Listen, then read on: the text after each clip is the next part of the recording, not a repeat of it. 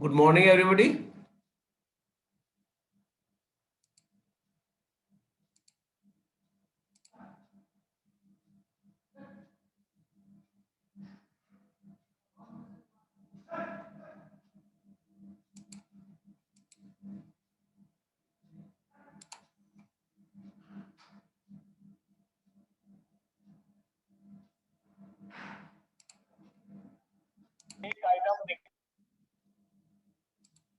हाँ, हम लोग क्विक सॉल्ट कर रहे थे बेटा।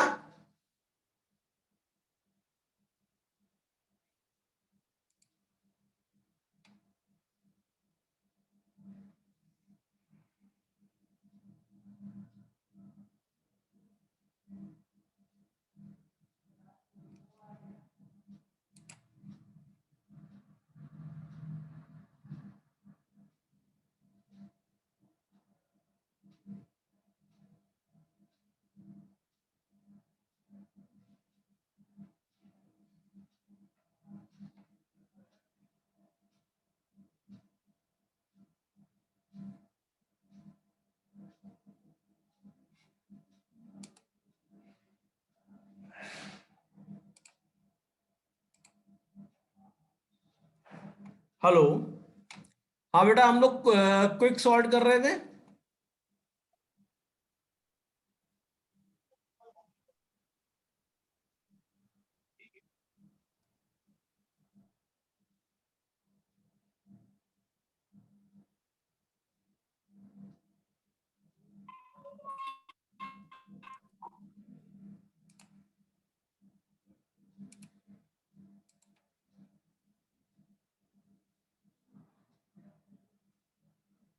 आपको याद होगा कि हमने जब बात किया था कि अब हमने सबसे पहले पाइवट लिया, पाइवट से हम लोगों ने उसके लेफ्ट और राइट मूव करना शुरू किया था। क्विक सॉल्ट याद आया आपको?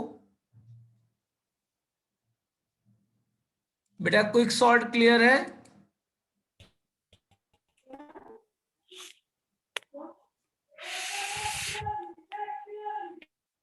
बेटा क्विक सॉल्ट क्लियर है? Yes, sir.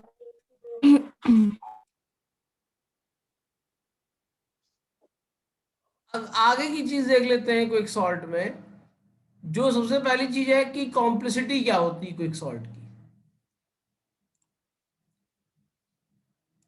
तो अगर आप देखिए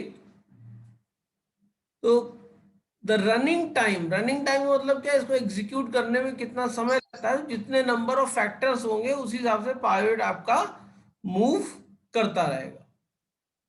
तो basically it is given as big O n log n. ये आपका रनिंग टाइम है आपका क्विक सॉर्ट का। आपसे पूछा जाता है कि क्विक सॉर्ट या किसी भी सॉर्ट का रनिंग टाइम क्या होता है।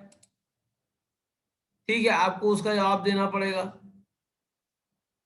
और अब तो आप लोगों को मालूम ही हो गया है कि आपका ऑफलाइन एग्जामिनेशन होने वाला है, तो ये सब चीजें आपको देखनी पड़ेंगी।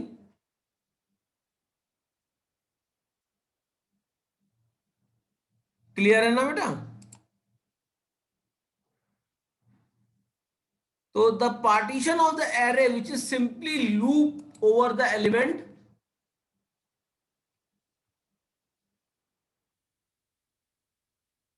simply loop over the element of the array once uses the big O n time.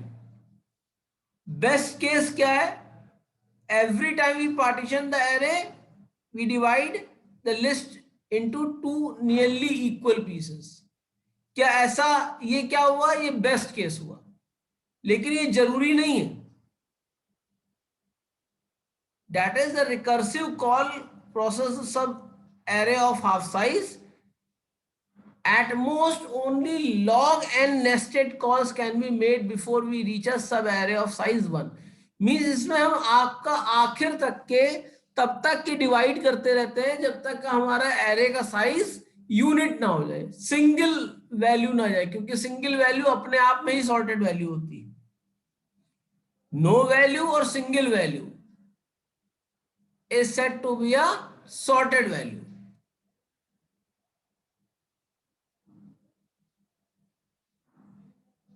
सो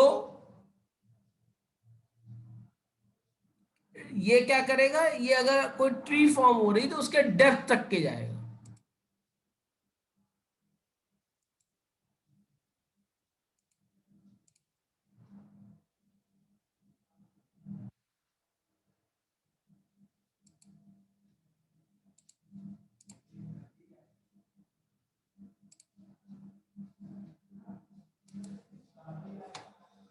ठीक है, and because at each level there only can be big O n, the resultant time is given as O n log n time.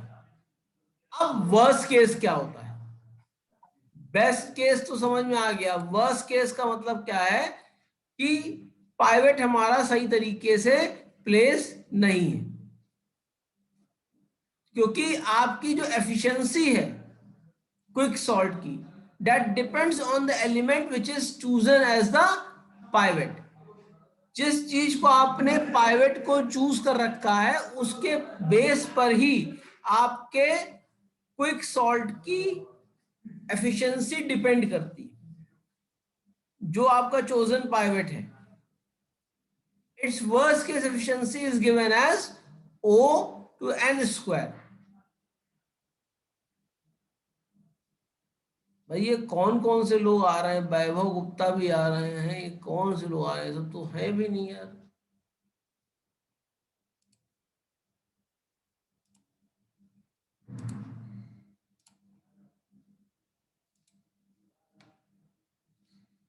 However, many implementation randomly choose the pivot element। ज्यादातर हम लोग pivot element को randomly choose कर लेते हैं, तो जरूरी नहीं कि जो पाइवेट हमने चूज किया हो वो आइडियल हो।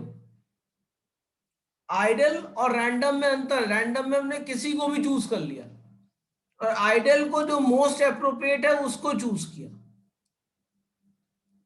The randomized version of quicksort algorithm always has an algorithm complexity of O n log n, चाहे आपका वो वर्स्ट केस हो चाहे वो आपका बेस्ट केस हो। इतनी चीज क्लियर है। अब प्रोज और कॉन्स क्या होते हैं, फायदा और नुकसान क्या है क्विक सॉल्ट का? एक तो इसका नाम जैसा सजेस्ट कर रहा है क्विक सॉल्ट है, तो सॉल्टिंग सबसे फास्ट होती है क्विक सॉल्ट। क्लियर है इतनी बात बेटा? इसमें कोई प्रॉब्लम?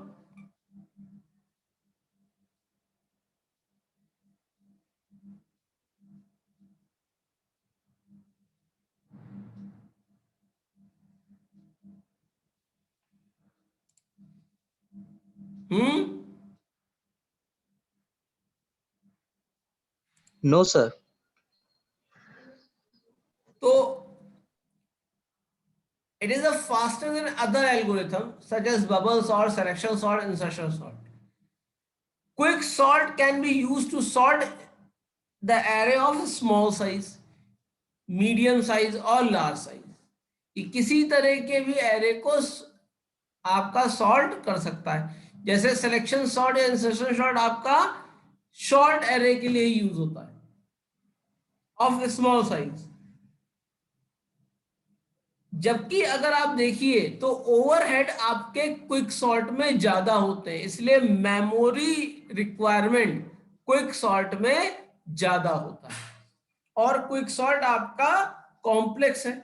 और मैसिवली रिकर्शन का मतलब क्या, कि जो आपकी रिकर्सिव वैल्यू है वो काफी देर तक के यहां पर रहेगी। तो रिकर्शन होने की वजह से आपका क्या होगा, जो मेमोरी है उसका यूटिलाइजेशन काफी ज्यादा रहेगा। जब मेमोरी का यूटिलाइजेशन काफी ज्यादा रहेगा तो क्या दिक्कत होगी, कि जो एक्स्ट्रा ओवरहेड्स हैं वो आपके बढ़ जाएंगे। क्लियर है? Yes, sir.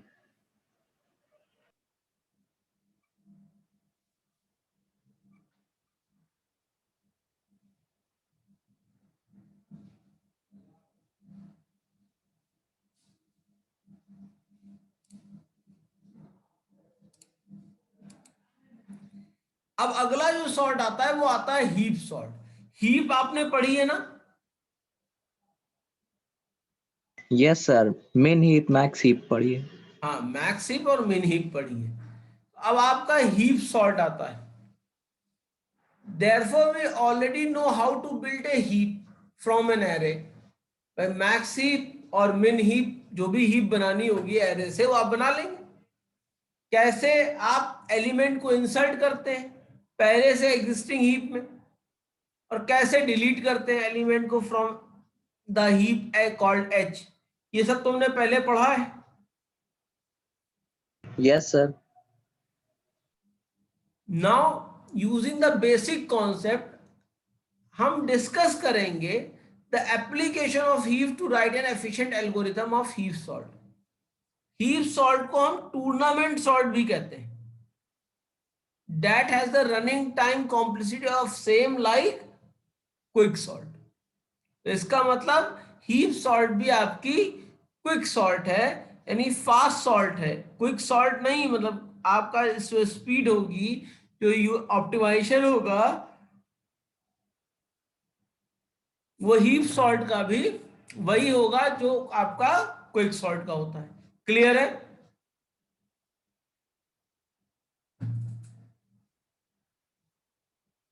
Yes sir.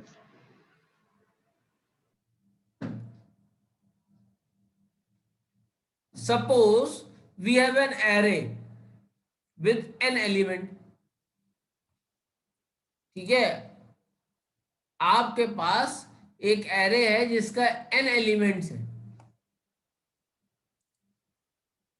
अब हीप सॉर्ट को हम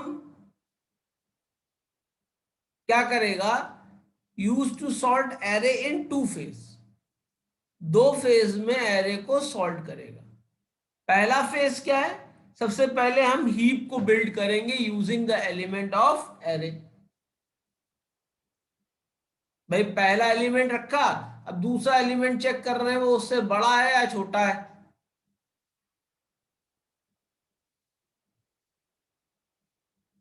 और डिपेंडिंग अपॉन द वैल्यू हम उसकी वैल्यूज को ऑल्टर कर रहे हैं। क्लियर है?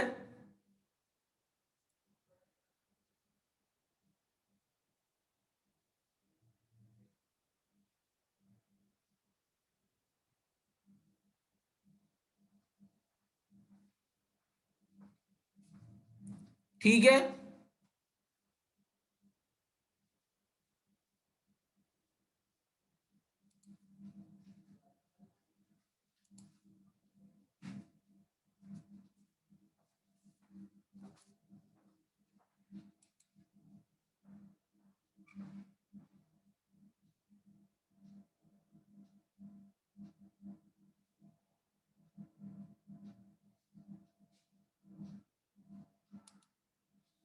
दूसरा क्या करता है? It repeatedly delete the root element of the heap formed in the phase one. तो आपका अगर मैक्स हीप है तो इसका मतलब सबसे ऊपर कौन सा एलिमेंट होगा? तो सबसे बड़ा वाला। सबसे बड़ा वाला। और मिन हीप यस। में सबसे कौन सा होगा? मिनिमम होगा। In a max heap, we know that the largest value in H is always present at the root node. So, in phase 2, when the root node is deleted, we are actually collecting the element of AR array in decreasing order. Clear है? अगर min कर रहे हैं तो हम क्या करेंगे? Increasing order में करेंगे। Clear है मेरी बात?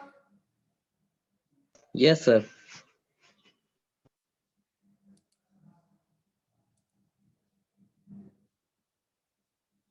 तो सब हीप सॉर्ट की जो एल्गो है वो ये है कि सबसे पहले आप बिल्ड करेंगे हीप एच, और उसके लिए आप क्या करेंगे कि जितने भी एलिमेंट हैं आपके एरे में उन सबके लिए एक लूप चलाएंगे और उसको इंसर्ट करेंगे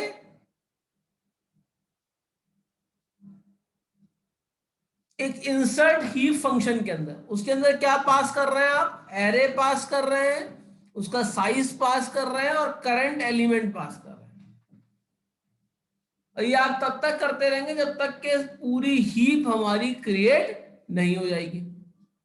अब हम क्या करेंगे, जब हीप हमारी क्रिएट हो गई, मतलब we have created a heap, it can be a max heap, it can be a min heap, depending upon the type of sorting we required.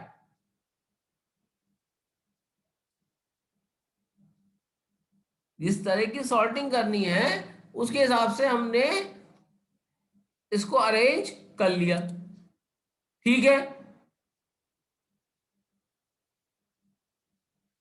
Yes, sir.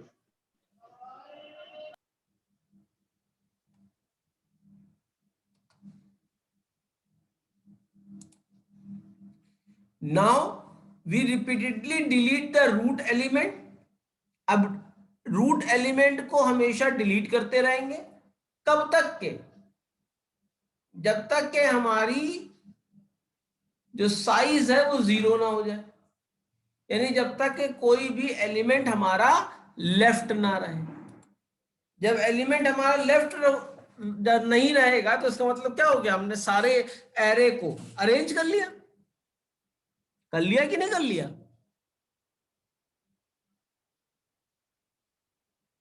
तो इस तरीके से हम उसके जो रूट है उसको रिमूव करते रहेंगे और बाकी सारी चीजों को अरेंज करते चले जाएंगे। क्लियर है इतनी बात?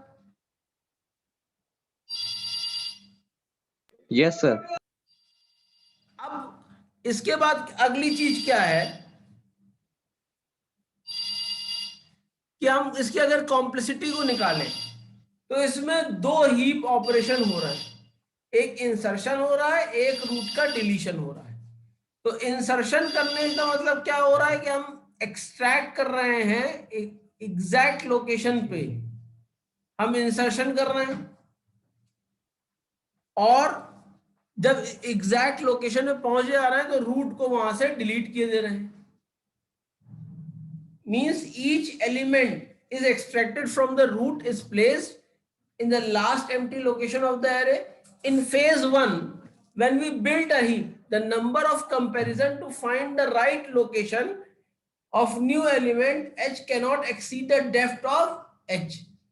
भाई जितने एलिमेंट होंगे उतने ही तो आप कंपैरिजन करोगे, उससे ज्यादा कंपैरिजन तो होंगे नहीं, ये हो सकते हैं। No, sir.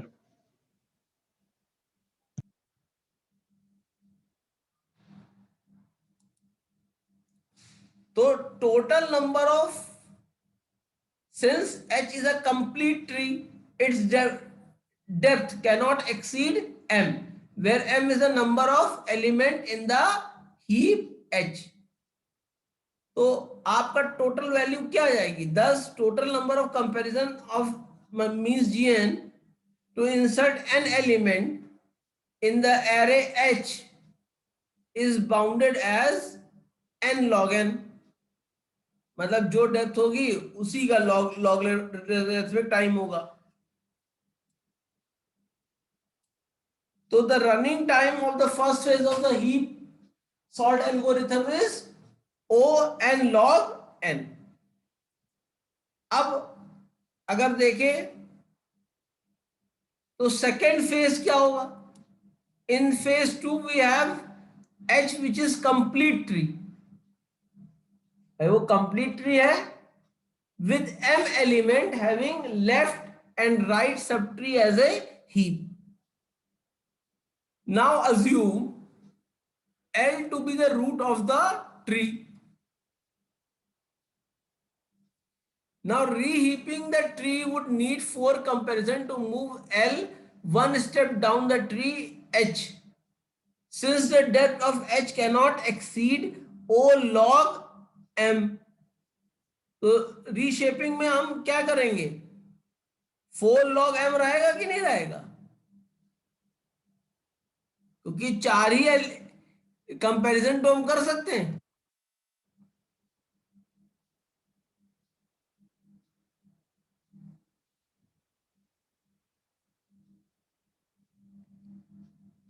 भाई ये मेरी हीप है, हीप में जो सबसे रूट जो होता है उस पे राइट में लेफ्ट में कौन सी वैल्यू होंगी, अगर ये मैक्स हीप है तो राइट में कौन सी वैल्यू होंगी, लेफ्ट में, बताइए।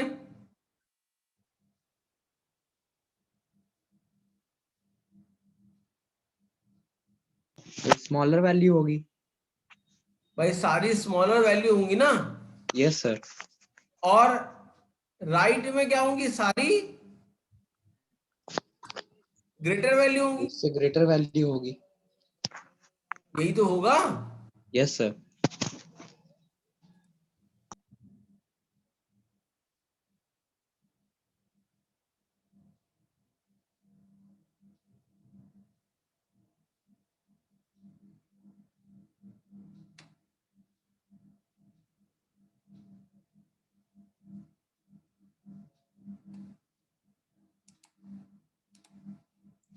ठीक।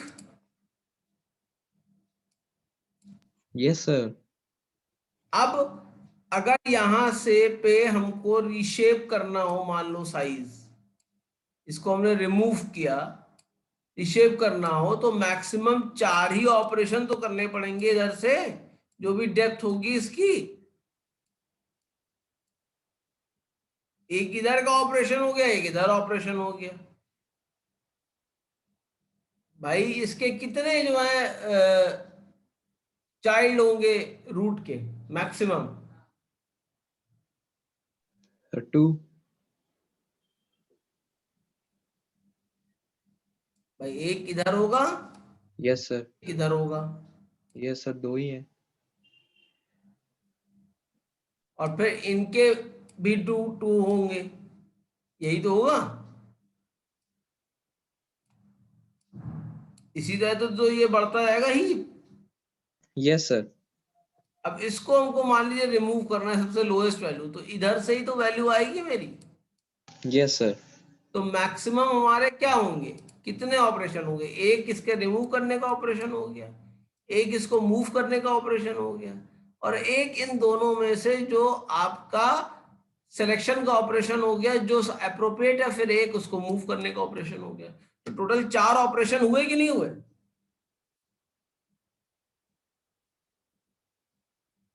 भाई टोटल 4 ऑपरेशन हुए इसमें। हाँ यस सर।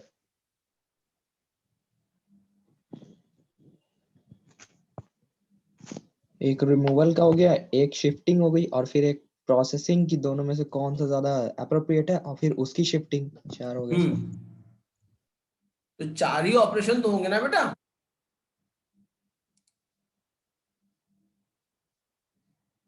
Yes sir.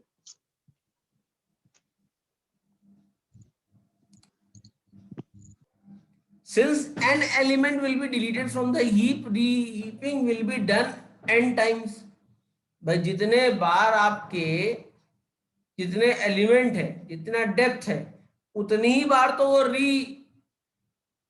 रीहीप करोगे उनको।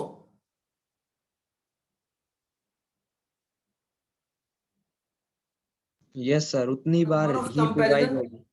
कितने हो जाएंगे भाई? एक एक रीहीप करने में 4 होते हैं, तो n करने में क्या हो जाएगा, 4n log n हो जाएगा। So hence the running time of the second phase of the heap sort will be n log n. Clear है ये बात? Yes sir. यहाँ पे आपको हीप वाला देखना पड़ेगा कि अगर हीप नहीं आती है तो ये नहीं आएगा, अगर हीप आती है तो ये आएगा। और मैंने कुछ क्वेश्चन पेपर आपको भेजे थे, अगर आपने ग्रुप में देखे होंगे। यस सर, निकाल लिए सर। वो सीएस के भी हैं, ईसी के भी हैं। कभी कभी चीजें आ जाती हैं, वो करेक्शन होता है, लेकिन करेक्टेड पेपर नहीं डाले जाते हैं।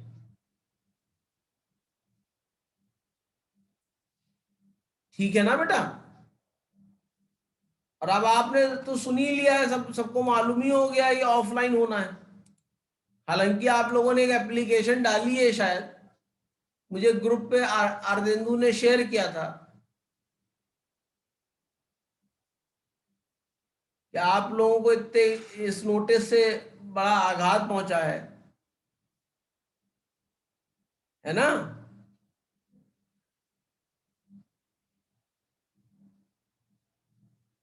यस सर, बहुत क्विक नोटिस है, एकदम अचानक से दिए हैं एक हफ्ते के अंदर अंदर। लेकिन भैया मेरे, आपको ये तो मालूम था एक का एग्जाम जो है वो तो ऑफलाइन होगा। यस। हेलो। हाँ, यस सर, ये पता था सब्जेक्टिव होगा, लेकिन अचानक से ये बता दिया ना कि अब आ जाना सेंटर पे कॉलेज में। क्योंकि ये जो चीज। है आपका जो है एग्जाम इधर खत्म होगा 20 तारीख से, उधर आपके एग्जाम जो है एक्सटर्नल शुरू हो जाएंगे। भाई ये इधर खत्म हो, उधर एक्सटर्नल शुरू हो जाएंगे। भाई 9 मार्च से यही है, तो आप प्रिपरेशन टाइम और ये सब टाइम तो बहुत ही कम है। यस सर, वही तो, और टाइम वेस्ट हो जाएगा अगर इस समय टाइम कॉलेज वेस्ट आए। होगा ना, वही तो कह रहे हैं सर हम लोग।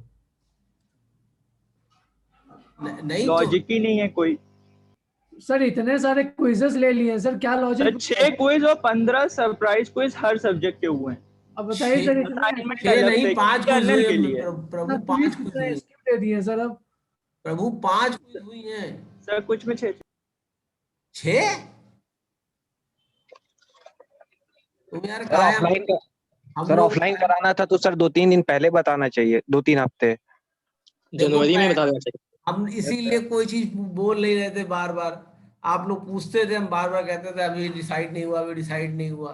कहते थे कि नहीं कहते थे, बताओ? सर मैनेजमेंट ही बेकार। चलो ठीक है, अब जो भी है सो है। जो सर अभी जैसे प्री एंड खत्म होता है उसके बाद सर 15 से ज्यादा दिन हम लोग कहाँ पर रुकेंगे सर? फिर से घर आना पड़ेगा बेकार का। इधर ट्रैवल में इतना टाइम चल जाएगा, बताइए आप। हाँ पल्लव, ये तो बेटा केस है अब, लेकिन क्या किया जा सकता है? या तो आप ट्रेवल करो या आप प्रिपरेशन करो। वही दिक्कत है सर सब। क्योंकि हुआ क्या है ना, देखो आप लोगों का पहला सेमेस्टर केवल सब्जेक्टिव हुआ, ठीक है। दूसरे सेमेस्टर में भी आपका कोई एग्जाम हुआ नहीं। तो आपके लिए डेंजरस चीज तो ये है कि आपकी प्रैक्टिस तो बिल्कुल जीरो है।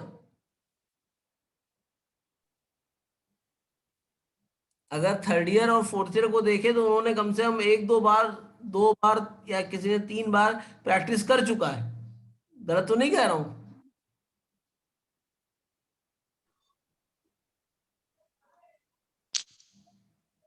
चलिए फिलहाल, डेट इज पॉलिसी मैटर, और हम और आप पॉलिसी कहाँ बनाते हैं भैया? मैं तो नहीं बनाता हूँ।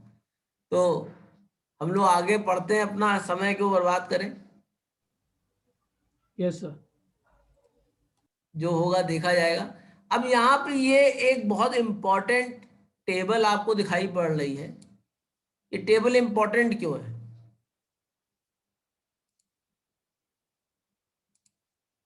ये टेबल इंपॉर्टेंट क्यों है? क्यों सर? क्योंकि आपको एट ए ग्लांस सारे सॉल्टिंग का एवरेज और वर्स्ट केस टाइम मिल जाएगा। कभी कभी दो दो नंबरों में पूछा जाता है, what is the average case and worst case of bubble salt. दोनों में क्या है? सेम है। बकेट सॉल्ट आपके में है नहीं, जो सॉल्ट आपके में है नहीं उसको पढ़ने की जरूरत नहीं है। अगर हम देखें तो शेल सॉल्ट और बकेट सॉल्ट को छोड़ के सारी सॉल्टें हम लोग पढ़ चुके हैं यस सर। कि नहीं पढ़ चुके हैं? Yes sir. तो एक तरीके से कंपैरेटिवली चार्ट आपको मिल गया, जहां पे आप एज ए सिंगल ग्लांस में देख सकते हैं कि वर्स्ट केस और एवरेज टाइम में अंतर क्या आ रहा है। क्लियर है? Yes sir.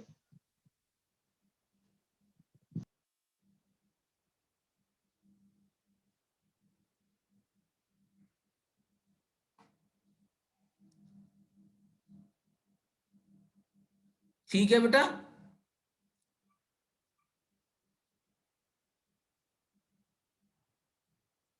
जी सर। तो अब हम जो बात करेंगे वो बात करेंगे एक्सटर्नल सॉर्टिंग की। अभी जो हम लोग बात कर रहे थे सब इंटरनल सॉर्टिंग की बात कर रहे थे।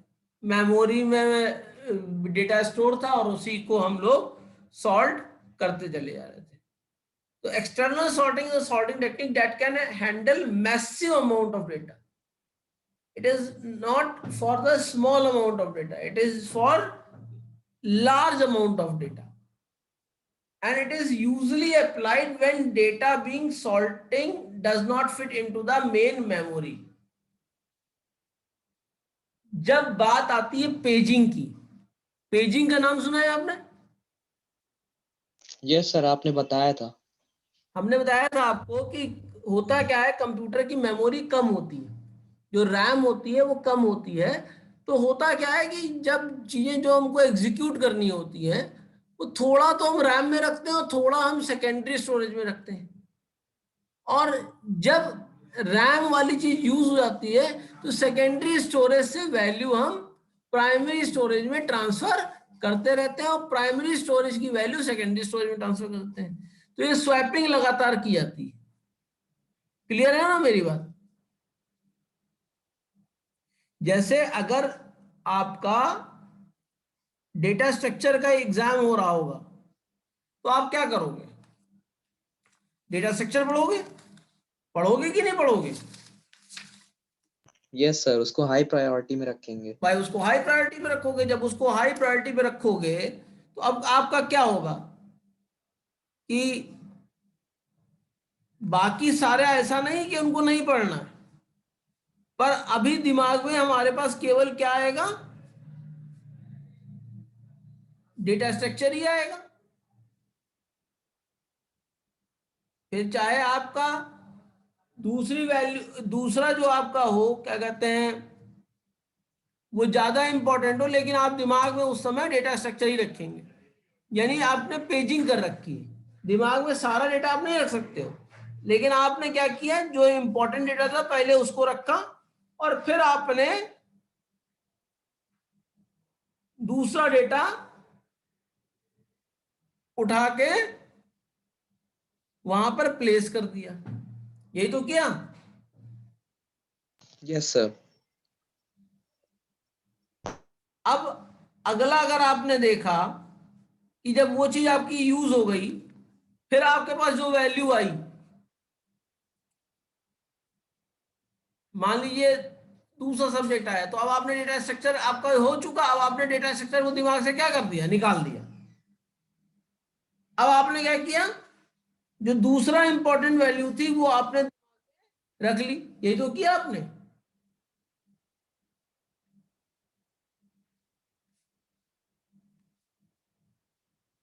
तो इस तरीके से अगर आप देखिए तो जितनी भी इंपॉर्टेंट वैल्यूज हैं वो आप अपने दिमाग में हमेशा रख रहे हैं कि नहीं रख रहे हैं, और उसको रखने के लिए बार बार लगातार स्वैपिंग करते चले आ रहे हैं। Yes sir.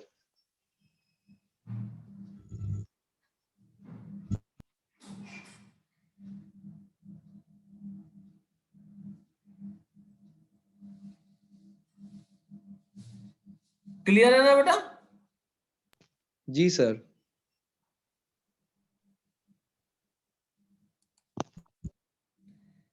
तो एक्सटर्नल सॉर्टिंग बेसिकली कहां यूज होती है? जब हम स्लोअर मेमोरी से फास्टर मेमोरी में डेटा को ट्रांसफर करते हैं। तो अगर आप एक एग्जांपल देख लीजिए, इस एग्जांपल में क्या है कि let us we need to sort 700 MB of data using 100 MB of RAM। यानी डेटा का साइज कितना है? तो 700 MB है। मतलब टोटल डेटा हमको जो रीड करना है वो 700 MB का करना है, और हमारे पास जो साइज है वो 100 MB का है। यानी हमको 700 MB को 100 MB में कन्वर्ट करना पड़ेगा। 100 MB का ही तो इस्तेमाल कर सकते हैं। तो हमने क्या किया, we have read first 100 MB data from the RAM and sort इस data using any conventional sorting algorithm like quick sort. Clear है इतनी बात? Yes sir. अब हमारे पास कितना MB डेटा बचा? 600 MB डेटा। अब हमने क्या किया, इस डेटा को वापस राइट कर दिया मैग्नेटिक स्टोरेज में। तो और जो 600 MB था इसमें से फिर से 100 MB यूज कर लिया। अब कितना बचा? 500 MB बचा। तो इस तरीके से हमने 100 MB के चंक में डेटा को डिवाइड कर लिया कि नहीं कर लिया? Yes sir.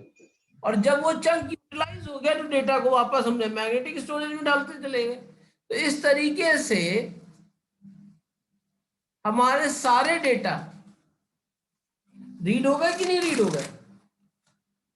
With 100 MB memory only. This type of technique is also known as segmentation or paging. Clear है? Yes sir. अगर आप देखिए, read the first 10 MB of each of the sorted chunk and call them input buffer. So now we have 70 MB of data in the RAM. Allocate the remaining RAM for the output buffer. Performing 7-way merging and store the result in the output buffer.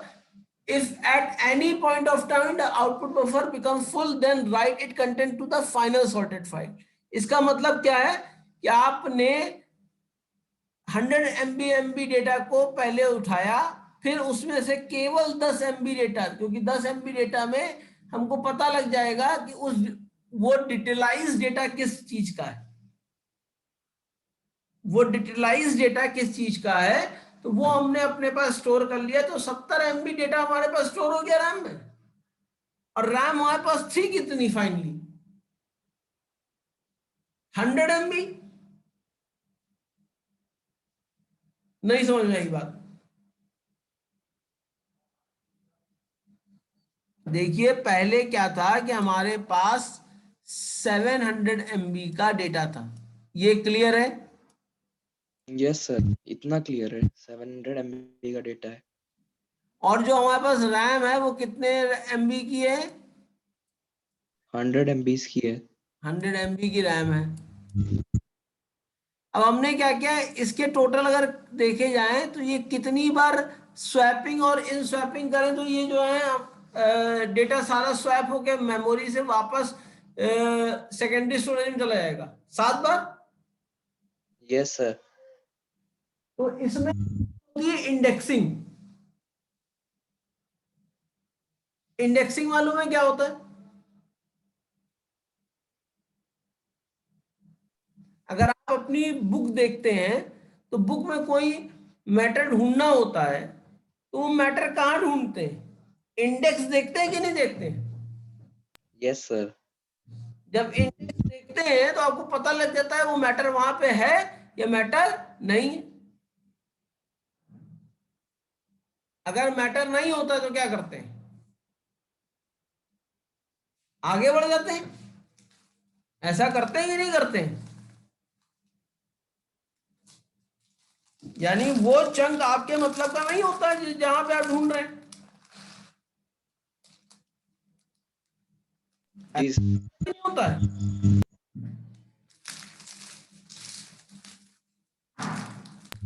जो index में content ढूंढ रहे हैं वो है ही नहीं।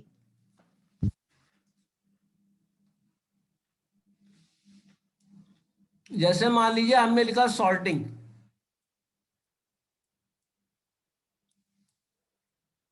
अब इसमें हमने एक इंडेक्स बना रखा है। इंडेक्स में ये है कि इसमें हम कौन कौन सी सॉर्ट बताएंगे, बबल सॉर्ट बताएंगे, ठीक है, क्विक सॉर्ट बताएंगे, इंसर्शन सॉर्ट बताएंगे,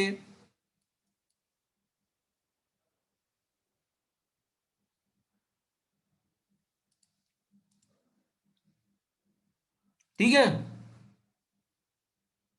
अब मान लीजिए जब ये चंक आया तो ये जो इंडेक्सिंग थी ये 10 ही MB की थी, और ये बबल सॉर्टिंग बताता है कि इतने नंबर मेमोरी लोकेशन पे आपको बबल सॉर्ट मिलेगा, इतने नंबर लोकेशन पे आपको क्विक सॉर्ट मिलेगा, इतने नंबर ऑफ लोकेशन पे आपको इंसर्ट सॉर्ट मिलेगा। इतना क्लियर है? Yes sir. तो क्या हमको पूरा 100 MB डेटा मेमोरी में रखने की जरूरत है? No sir. हम केवल ये इंडेक्स को रख लेंगे।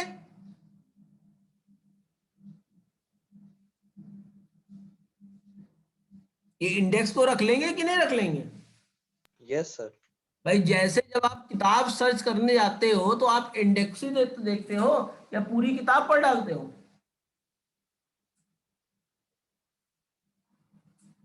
भाई जब आप कभी कहीं किताब लेने जाते हो तो पूरी किताब पढ़ लेते हो दुकान पे खड़े होके, या केवल इंडेक्स देखते हो कि आपके मतलब की चीजें हैं कि नहीं है? देखते हैं कंटेंट मिल जाता है तो अंदर भी थोड़ा देख लेते हैं कि ठीक ठाक है कि हाँ, नहीं। लेकिन पहले आप देखते हो कंटेंट हम्म। और फिर आप उस पन्ने पे पहुंच जाते हो यस। कि ये कंटेंट हमें समझ में आ रहा है कि नहीं आ रहा है। हाँ। तो यानी आपको टोटल 100 MB का नहीं रिकॉर्ड चाहिए, आपको कितना चाहिए? 10 ही MB तो चाहिए। 10 MB का, हाँ सर। नहीं समझ में आई बात? आ गया सर, आ गया। अब हमने क्या किया, इसके कितने बचेंगे? साथ ही तो 8 बचेंगे सर, 70 हो जाएंगे। 70 MB 70 का हो गया। 30 बनेगा। और जो 30 MB बचा वो हमने किसके लिए बचा दिया? बफर के लिए। हम्म। नाउ परफॉर्म 7-वे मर्जिंग। अब इनको मर्ज करने के लिए, क्योंकि अलग अलग सॉर्टेड फॉर्म है, अब इसको मर्ज करना है yes sir. to store a result in the output buffer. If at any point of time the output buffer becomes full, then write its content to the final sorted file. However, if any of the 7 input buffer get empty, fill it with the next MB of its associated 100 MB sorted chunk. Else mark the input buffer sorted. ये तब तक करते रहेंगे जब तक कि हमारा desired input desired operation हमारे पूरे नहीं हो जाते। क्लियर है मेरी बात? Yes sir. तो इस तरीके से इंडेक्सिंग और सॉर्टिंग करके हम एक्सटर्नल सॉर्टिंग को परफॉर्म कर सकते हैं। क्लियर है? Yes sir. अब इंडेक्सिंग कैसे करते हैं इसको आगे बता रहे हैं अभी। एक सेकेंड।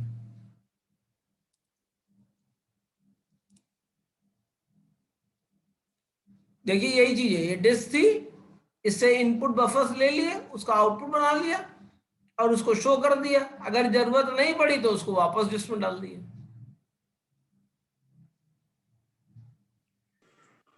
Yes sir. अब हमारे पास आएगा बी ट्री। बी ट्री क्या है? मल्टीपल वेट में आपका बेसिकली बी ट्री को यूज किया जाता है for the purpose of indexing. Clear है? Yes sir. तो बी ट्री को हम कल 1:45 से पढ़ना शुरू करेंगे। Okay sir. ठीक है, तो इतना फिलहाल कर लेते हैं, कल से बी ट्री को पढ़ते हैं। ठीक? Okay sir. ओके बेटा, thank you. Thank you sir.